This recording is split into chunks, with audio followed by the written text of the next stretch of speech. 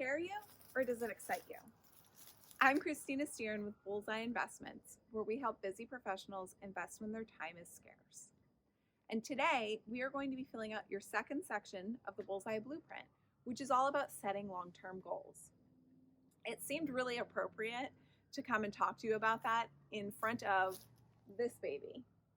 This is a goal that Tim and I had for 4 years to get this little camper so that we'd be able to travel. And even though it took us much longer than we expected, we were still able to come back and revisit that goal and refocus our efforts until we made that a reality. So today's video, we're going to talk about why setting goals is so important. I'm going to give you a couple key things to think about. And then by the end of this video, you're going to be able to figure out what your goals are for the money and for these investments and write them down on your blueprint to get that section completed.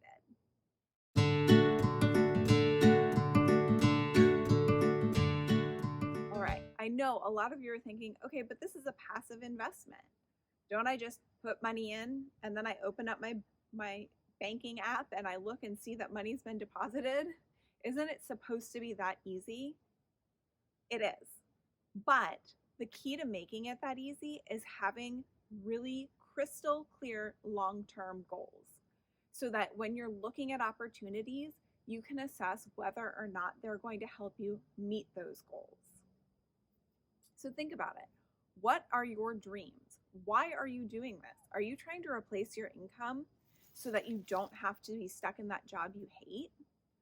Are you trying to save up money to take that trip of a lifetime? Or are you wanting to make sure that when you retire, you don't have to worry about anything and you can live the life?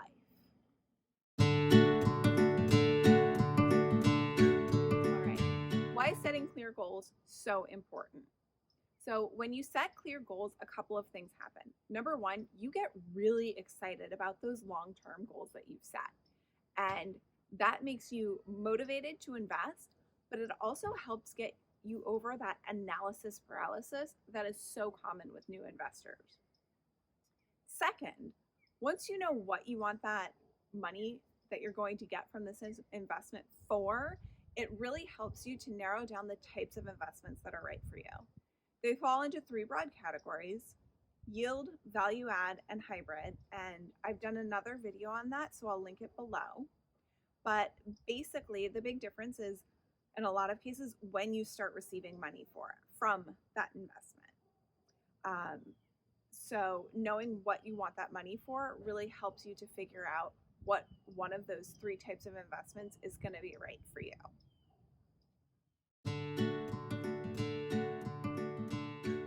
So depending on your goals, you may want to see those distributions, which is the money that the investment pays out to you, the investor. You may want to start seeing them sooner and in a really timely, consistent fashion. Or you might be looking for a lot of money at the end of the hold period. So you're not as worried about that timely, consistent, small sum of money. You just want to see a really large growth on your initial investment when the property is either refinanced or sold. And those goals are going to guide you to 2 different types of investments. And now a couple things to consider when you're making your goals. Number 1, be specific. Don't just say, I want to retire early.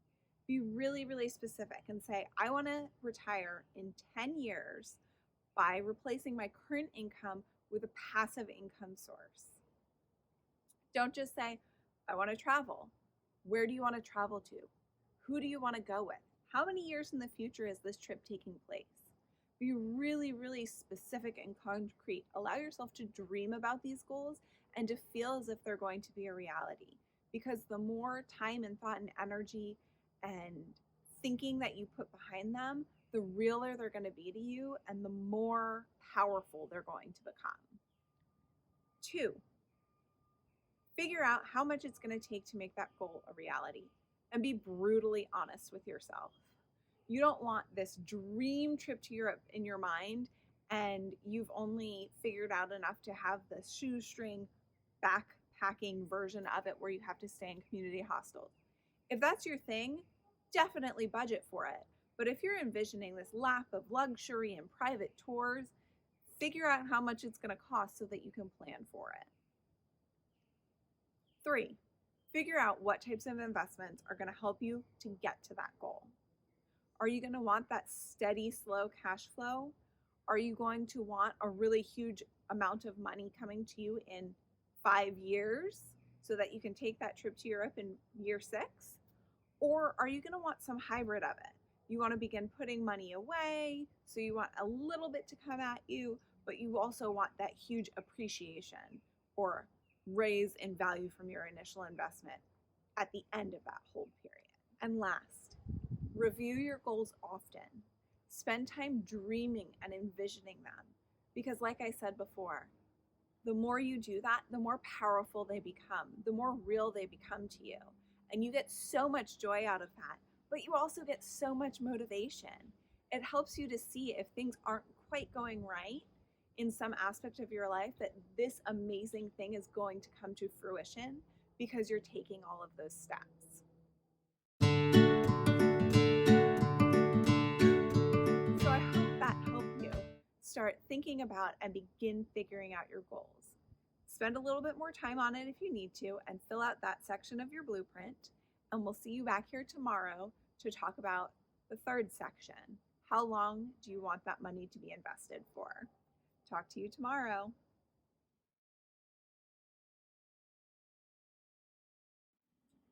Here's the truth of the matter. My kids keep running out of the house because my husband's trying to feed them dinner and I'm not there. This machine right here in the background keeps turning on the water softener system. When that's not happening, the dog is running around like crazy, or an airplane is flying overhead, because this is my life. Here's your behind the scenes look at trying to get a video recorded for you. Oh.